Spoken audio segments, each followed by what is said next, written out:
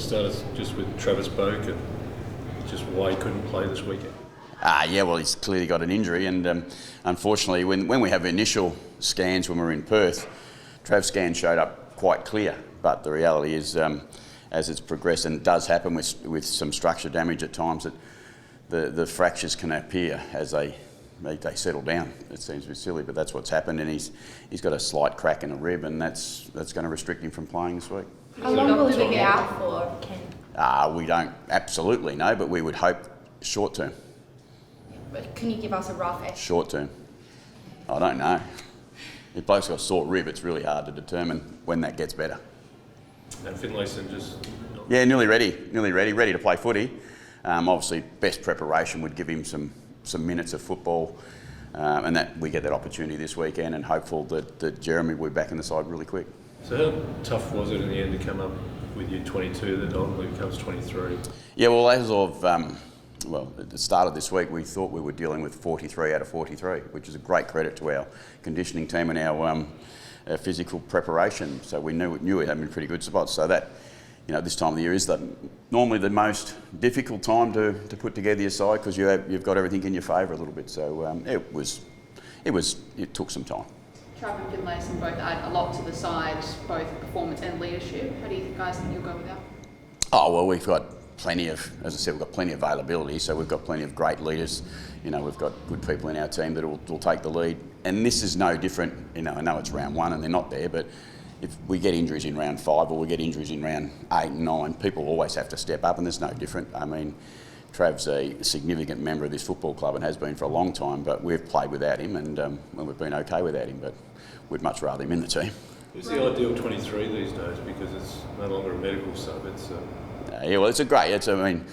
who knows just yet. Tactically, we're going to get to explore that a little bit more, and we'll see what we come in. We've spent some time thinking about what we need and where our balance in our team is, and where the opportunities may or may not come from. So, you still got to survive collision, though.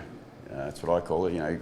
5 minutes into the first quarter, the collision happens, and you lose a player that's in a different spot. You do your best to plan as well as you possibly can, and we feel like we've got a really, really good position for this week.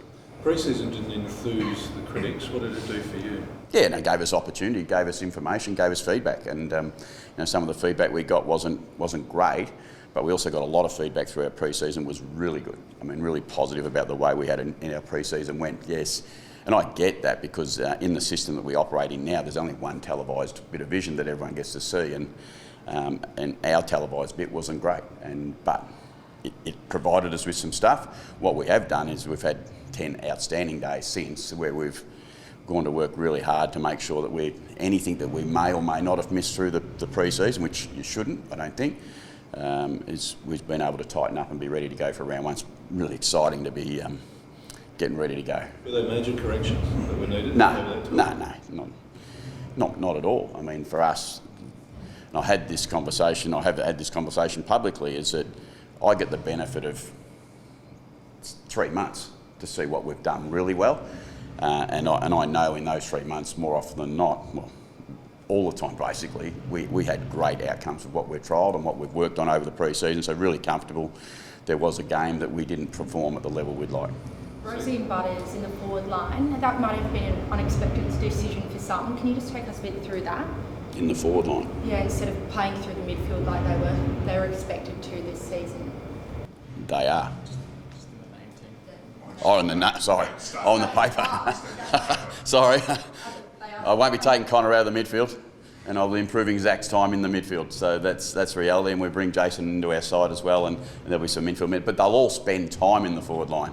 So unfortunately, what's named in the paper, and they will have some time in the forward line, but they'll certainly spend a lot of time in the midfield. Will they start in the midfield or in the forward line then? I can't tell you all that stuff just yet, because Fags is a good mate of mine, and he doesn't need to know just yet, but I did ring him and tell him that he can be sure that Connor Rosie will be out there, but he assured me that Lachie Neale will be there too. So, are you better for this pre-season than you were the last? How can you get a handle on that? Yeah, you always go into a pre-season wanting to get better and being improved. We were, conditioning-wise, we're always pretty strong. We're always pretty good. We train pretty hard. It's going into my 11th year, there's there's not too big a difference that comes in your preparation, I don't think, from your conditioning from that point of view, but I think your ability to execute on things that you're trying to improve. Our growth as a football club is coming from now what we would consider newer, younger members of the team, so we're seeing some good opportunity for that to happen. So yes, the short answer is I think we're in better position than we were at the start of last year. So round one always has a fair bit of assessment made of who wins. Sure does. Now, Brisbane is regarded as a premiership favourite at the moment. What are you going to learn out of round one? Oh, look, everyone will learn something, but exactly what that will be, I'm not sure. We're going to play against a high-quality team. We've seen a game last night where there's a draw. No one probably predicted a draw, but that happens. Round one throws up some unusual results, throws up some stuff that you can take a lot of notice of, but then it also throws up some stuff that you can take very little notice of. So you know what I'm like. I often sit here and say, you get the qualifying rounds and you get to play them all before you make too many big assessments. Clearly, you can put yourself in front or behind at certain stages, and ideally you start off in a positive position. The challenge of converting all your productivity on the scoreboard, is that the biggest challenge you've got at the moment? Yeah, I think teams have got that challenge we've seen last night. Yeah.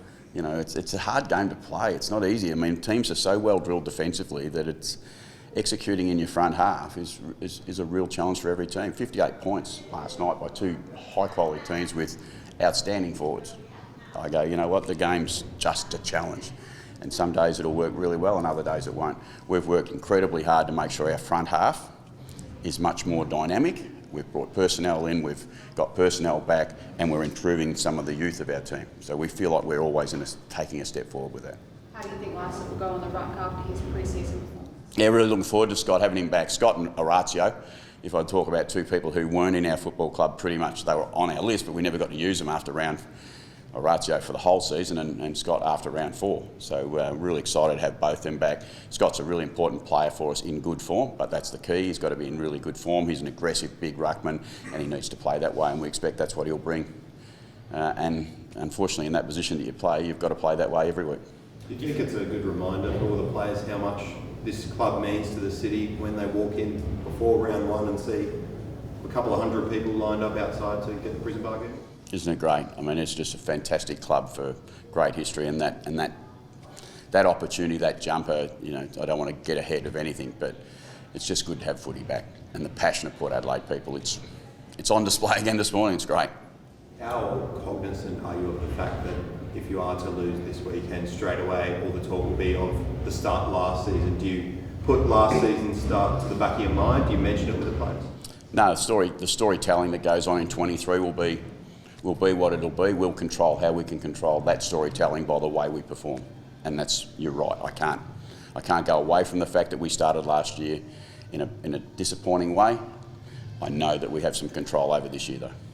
Ken McKenzie over Cleary, what's the person? Again, it's a full pre-season. You put all the evidence together and you come up with a solution that you think, and you support a player. And Klaz, the biggest challenge Klaz has had is he's had an injury to his knee. He's had some significant surgery, and he hasn't had absolutely perfect. He's had a great run since Christmas, but he hasn't had everything absolutely the way he'd like.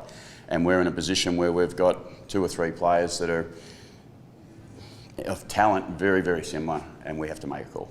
Last couple, Ross. Lachie Neale-Brownlow medalist, who goes to him in the centre? I've been in trouble for talking about Lachie before, so we'll do our absolute best to control the Brisbane Football Club, with which Lachie has won, and that's our whole challenge for tomorrow night. Do you have any concerns over the turf at Adelaide Oval? No, I don't. I mean, we've been around long enough to know that they replace turf, and you get in there tomorrow night, you'll have a look at that turf and you'll think how well it looks and how great it looks and how good it is to have a full stadium playing footy again. Have you solved that inside 50 query, do you reckon? And Orazio and Rioli, are they key? Yeah, as I said before, right, you know, your effectiveness going inside your forward half is always important. As I said again last night, we've seen that, and we're no different. We are working really hard. But yes, Orazio, Junior Rioli, Charlie Dixon back in our team, you know, things that we have had to work without and haven't had that in the past. We're really keen for that. We've lost Robbie Grays, absolute great of our football clubs. One of the sad parts about this year for me in round one. Rob's not out there, but that's what happens. They have their time. But yes, we're working really hard to answer the question. I get it all the time. I get it. We need to get better.